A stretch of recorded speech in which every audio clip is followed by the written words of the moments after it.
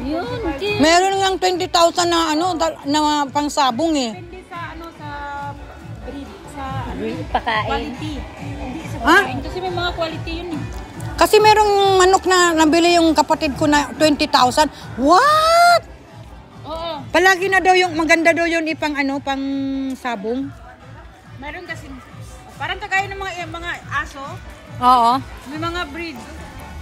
Hoy, daming bunga ng langka. Gusto ng asawa ko maging negosyo. Nak. Pasalamat ka, maliit ka pa kung hindi akyatin ta. Nung una, gusto ko yung kuya ko kasi Buti na lang talaga, puro nakaitim. Ba't kaya napili nitong batang to na puro nakaitim? kaya nga, nagulat ako ha, puro itim. Oo, gusto ko. Kaya nga ako namin, mami. Kami magsisimba kami, 5 kami, nasa simbahan. Baka isipin may...